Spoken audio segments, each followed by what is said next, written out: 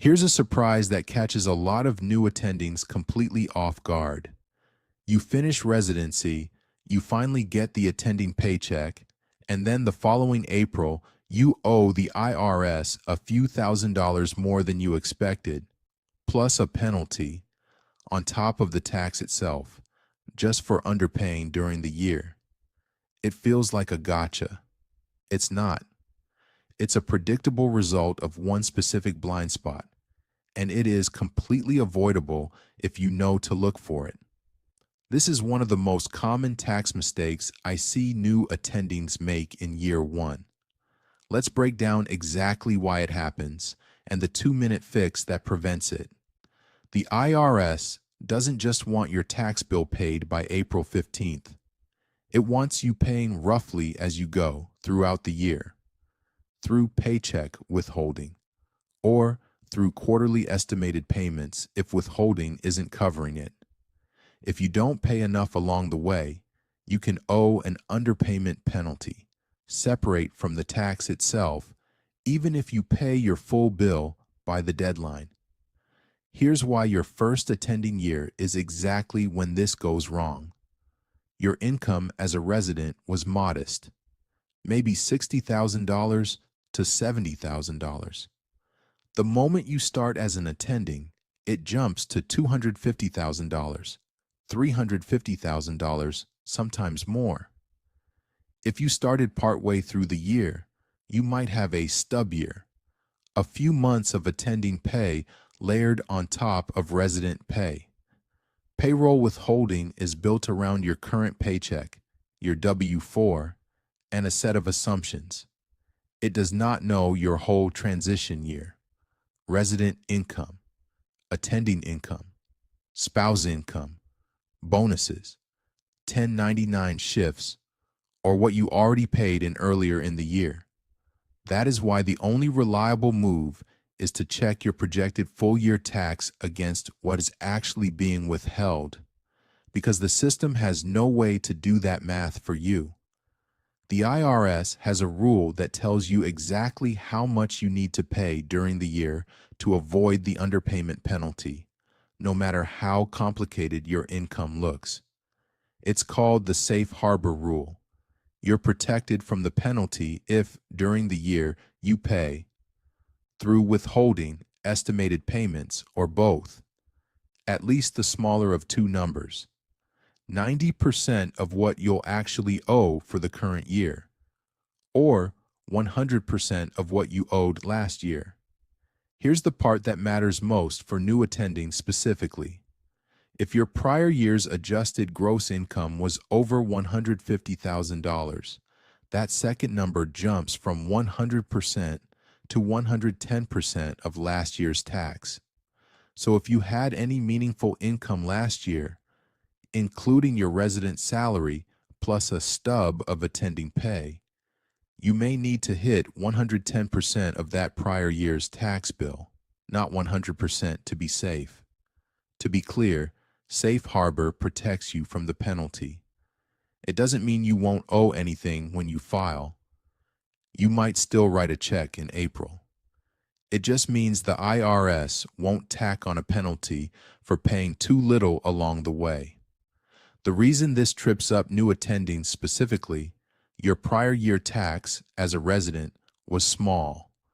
Your current year tax as an attending is much bigger. If your withholding isn't accounting for the full picture of your transition year, you can miss both safe harbor targets without realizing it. Paying less than 90% of this year's bill, or less than 110% of last year's much smaller number.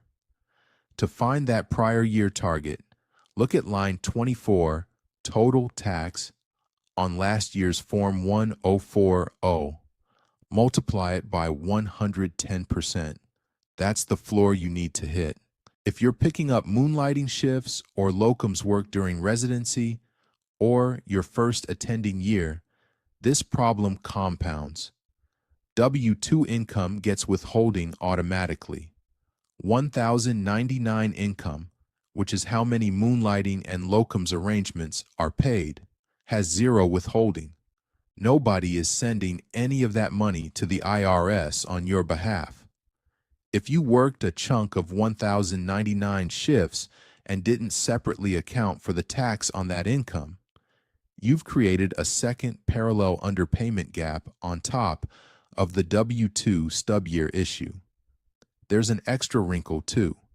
1,099 income is also subject to self-employment tax, Social Security, and Medicare, on top of regular income tax, since there's no employer splitting that cost with you the way there is on a W-2 paycheck. A lot of new attendings budget the 1,099 money like take-home pay and get surprised twice, once by income tax, once by self-employment tax. If 1,099 income is part of your picture, it's not optional to think about this quarterly. It needs its own running estimate. Here's exactly what to do about it. Option 1. Adjust your W-4. If all your income is W-2, no 1099 work, you can often fix this entirely through withholding. On your W-4, there's a line for extra withholding per pay period. Estimate the gap between what you're currently having withheld and what you'll actually owe for the full year. Divide by your remaining paychecks and add that as extra withholding. This is the simplest fix, and it requires no quarterly paperwork. Option 2. Pay quarterly estimated taxes. If you have any 1099 income, or if you'd rather not mess with your W-4, this is the more precise tool. Estimated payments are due 4 times a year: mid-April, mid-June, mid-September, and mid-January. You can pay directly through the IRS's direct pay system on irs.gov, no special software needed. Estimate your total tax for the year. Subtract what your W-2 withholding will already cover, and divide the remainder across the payments still due. Option 3. And this is the one most people skip. Do the math now, not in March. Pull your most recent pay stub. Estimate your full year income, including any 1099 work, and either run it through a tax estimator or hand it to a CPA for a quick projection. This takes maybe 20 minutes and tells you immediately whether you're on track or need to adjust something today. If you do nothing else from this video, do this. Check where you stand against the safe harbor numbers before the next quarterly deadline, not after. To recap, the jump from resident to attending pay creates a withholding gap that's easy to miss. The safe harbor rule tells you exactly what you need to pay to avoid a penalty. And 1099 income makes the gap bigger if you're not tracking it separately. The fix is either a W-4 adjustment or quarterly estimated payments. Pick whichever fits your situation and actually do it.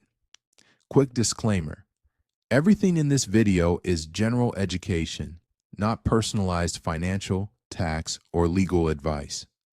Your specific safe harbor numbers depend on your prior year AGI, your actual current year income, and your filing status. That's worth running by a CPA, especially in any year your income changes this much. If this saved you from a surprise IRS letter next April, subscribe. I post videos like this every week for physicians navigating the money side of medicine. And if you haven't watched it yet, check out the Backdoor Roth IRA video. It's the next move once your withholding is actually dialed in. See you next week.